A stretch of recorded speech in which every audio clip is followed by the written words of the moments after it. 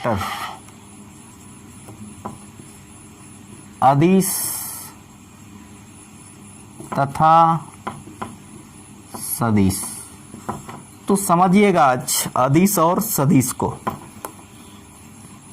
तो सबसे पहले अदिश को समझने के लिए आपको मैग्नीट्यूड, जिसको बोलते हैं हिंदी में हम लोग परिमाण, डायरेक्शन,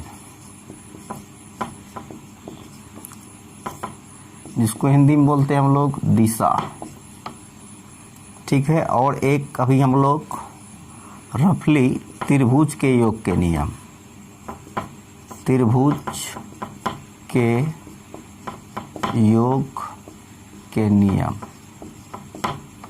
समझेंगे। तो समझिए सबसे पहले मैग्नीट्यूड कहता है magnitude shows that any length और consist of amount of any substance, consist of amount of any substance. परिमाण क्या करता है,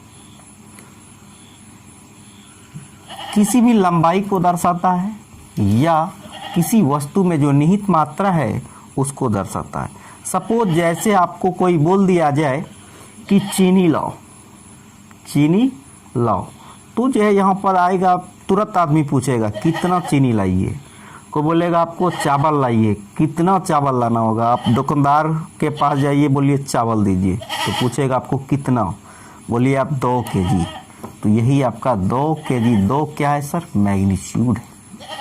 जैसे बोलेगा रस्सी लाओ, कितना रस्सी, 2 मीटर या 12 मीटर, तो ये 12 क्या है आपका मैग्नीट्यूड। तो मैग्नीट्यूड आप लोग को समझ में आ गया होगा। तो मैग्नीट्यूड अगर कोई पूछे तो क्या बताइएगा आप लोग, magnitude shows that any length और consist of amount of any substance. या जो है आपको जो है बोलेगा किसी वस्तु में जो निहित मात्रा है या किसी भी लंबाई को हम लोग क्या कहते हैं, मैग्नीट्यूड कहते हैं।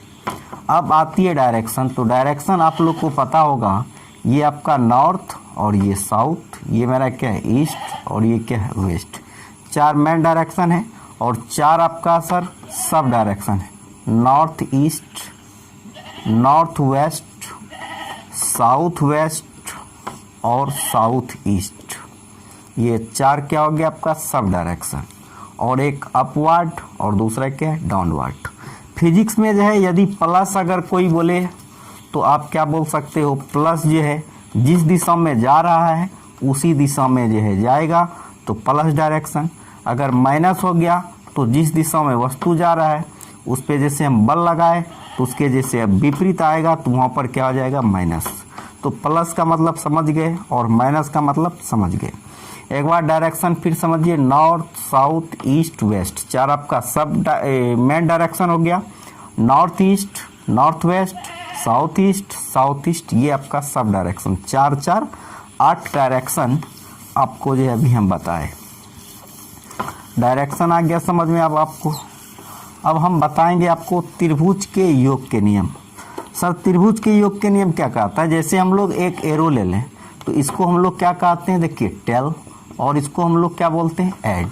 तो कहता है त्रिभुज के योग के नियम जोड़ेंगे जो हम लोग वेक्टर को, हमेशा जो है पहले का जो है हेड, दूसरे का टेल। और जैसे मानिए ये मेरा जो है क्या है पहला वेक्टर, मान लेते हैं ए वेक्टर है, और इस वेक्टर ओ और यहाँ पर क्या है ए। फिर दूसरा हम लोग का जो है एक वेक्टर है ए बी, ए और बी। तो ये देखिए पहले का यहाँ हेड है, अब यहाँ क्या हो जाएगा बताइए, टेल जोड़ना है, तो क्या हो गया टेल जोड़ दिए। टेल जैसे जोड़े तो ए, और यहाँ मेरा क्या हो जाएगा बताइए बी। तो कहता है जैसे आप लोग डिस्प्लेसमेंट में क्या पढ़े होंगे, unit and dimension of displacement के बारे में बताए हैं।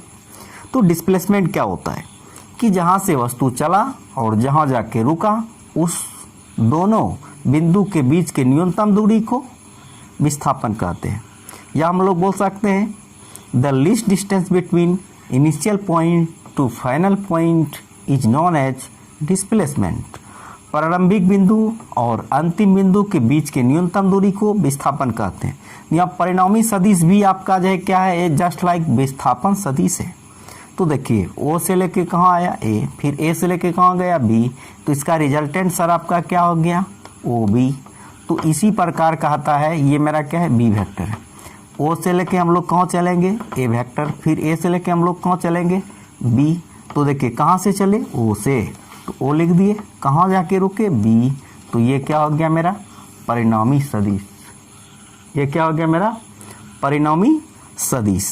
तो परिणामी सदिश जो है आपका हो गया, देखिए ओ ए मेरा क्या है ए वेक्टर और ए बी मेरा क्या है बी वेक्टर और रिजल्टेंट मेरा क्या है आर वेक्टर। तो ए बराबर R resultant vector equal to क्या हो गया मेरा ए वेक्टर जोड़ बी वेक्टर। इसी को क्या कहते हैं परिणामी सदिश। त्रिभुज के योग के नियम, त्रिभुज के नियम क्या बोला कि ओ से ए से बी, इसका रिजल्टेंट ओ बी। तो हम लोग जो है निकाल लिए रिजल्टेंट वेक्टर ए जोड़ बी। अब हम लोग अदिश और सदिश को समझेंगे, अदिश और सदिश को समझेंगे। अदिश और सदिश को समझने के लिए जो है आप लोग बिल्कुल जो इजी वे से समझ सकते हैं। कहता है जिस भौतिक राशि में परिमाण हो, केवल क्या हो परिमाण हो, उसे क्या कहेंगे हम लोग अदिश राशि।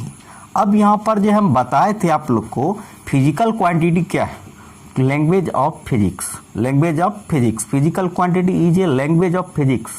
यदि आपको फिजिक्स समझना है, यदि आपको फिजिक्स समझना है और फिजिक्स समझने के लिए यदि आपको फिजिकल क्वांटिटी के बारे में नहीं पता है तो आपको फिजिक्स समझ में नहीं आएगा। तो इसलिए कहता है जिस फिजिकल क्वांटिटी में, जिस भौतिक राशि में केवल क्या हो परिमाण हो, केवल क्या हो परिमाण हो।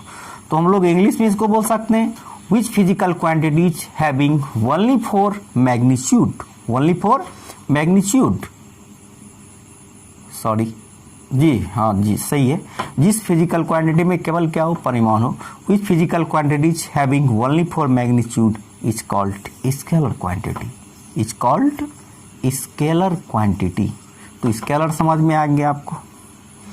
अब हम लोग वेक्टर समझेंगे। कहता है जिस भौतिक राशि में मैग्नीट्यूड हो, मैग्नीट्यूड हो और क्या हो डायरेक्शन हो, मैग्नीट्यूड भी हो और क्या हो डायरेक्शन भी हो, साथ ही साथ त्रिभुज के योग के नियम का भी पालन करता हो, वैसे राशि को हम लोग सदिश राशि कहते हैं। तो अब हम लोग का भी सदिश का डिफिनेशन क्या निकाले, जिस भौतिक राशि में मैग्नीट्यूड, डायरेक्शन और त्रिभुज के योग के नियम का पालन करता हो, वैसे राशि को हम लोग क्या कहते हैं वेक्टर क्वांटिटी कहते हैं।